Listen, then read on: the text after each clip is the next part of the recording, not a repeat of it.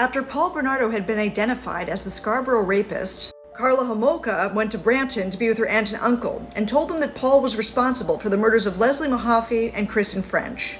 On February 17, 1993, Bernardo was arrested for all charges. That same month, Karla sought full immunity from prosecutors in exchange for her cooperation in her testimony against Paul. She described herself as a battered wife, forced to participate in Bernardo's crimes. She stated she was terrified of him. Prosecutors declined full immunity. However, they agreed to a plea bargain. As part of the plea bargain, Karla pled guilty and was convicted of 2 counts of manslaughter in the murders of Kristen French and Leslie Mahaffey. She was sentenced to 12 years. Authorities were not aware at the time that the initial police search of the Bernardo residence had missed a bunch of videotapes. Videotapes that would prove to be the most damning and publicly explosive evidence in the case. On May 6, 1993, Paul Bernardo's lawyer went to retrieve 6 8mm tapes that were hidden in the Bernardo residence. These tapes were not turned over to police until September 22, 1994. The tapes shared in graphic detail the rape of Tammy Homolka, Karla's 15-year-old sister, by both Paul and Karla, as well as the rape and tortures of Leslie Mahaffey and Kristen French by both Karla and Paul. It was clear to observers that Karla was an active participant, not at all frightened of Paul as she'd convinced everyone to believe.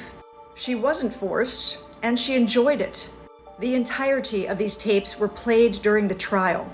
Now imagine for a second that you're Karla's parents, and you go to court believing that your daughter is the victim of domestic violence and was somehow coerced into being involved into 2 murders of young girls. You were then shown a tape of this older daughter raping your youngest daughter with her husband and then ultimately murdering her. A death that up to that point you'd been convinced was an accident. And then you watch more videos of your daughter going on to raping, torturing, and murdering 2 other girls with pleasure. News of the tapes prompted public outrage and explosive headlines, accusing the prosecution of making a deal with the devil, only giving Homolka 12 years. And yet, the Crown said that it was obliged to stand by the original agreement. Paul Bernardo was sentenced to life in prison. Karla Homolka, on the other hand, served her 12 years and was released in 2005.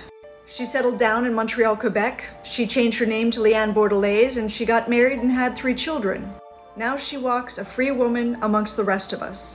At the time of his daughter's release in 2005, Karla's father stated to the Canadian press that he was not ready to rebuild his relationship with his daughter.